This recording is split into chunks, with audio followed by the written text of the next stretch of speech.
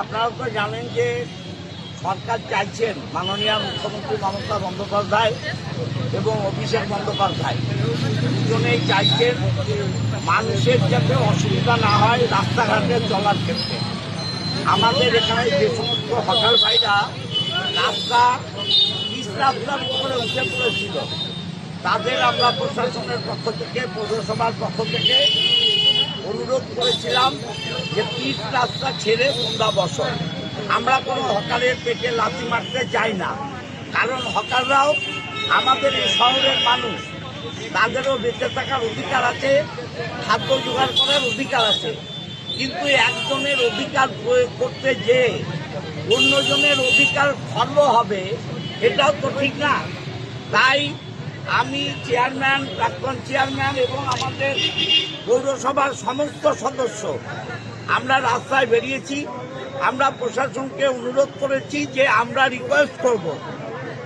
Request করার পর যদি কাজ হয় করলেন গুড, না হলে প্রশাসন হস্তক্ষেপ নেবে, সরকারি আইন কানুন যা আছে তাই হবে।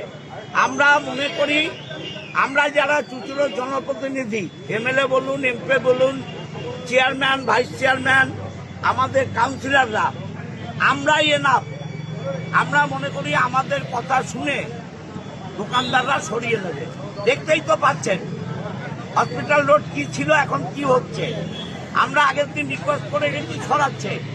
আমরা এখন বাজার থেকে পিউলবাতি পর্যন্ত আজকে শেষ করব, পিউলবাতিতেও যাব এবং আজকে আমরা অনুরোধ করব, অনুরোধে নিশ্চয়ই কাজ হবে, কাজ না হলে আইন অনুযায়ী কাজ হবে।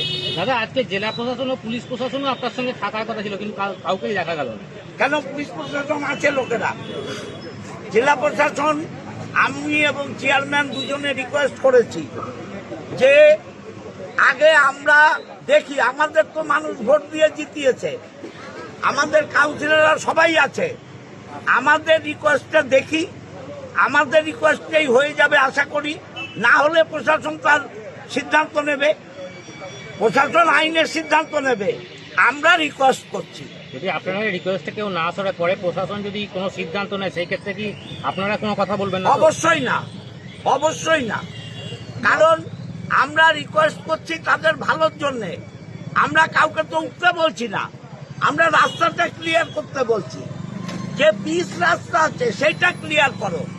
এইটা যদি কেউ না শোনে তাহলে আইন যা আছে তাই হবে। নির্দিষ্ট কোনো মাপ আছে পিচ রাস্তা থেকে কতটা পিছাতে হবে? না, আমরা বলছি যে মানুষের চলাচলের অসুবিধা না হয়, মানুষ যাতে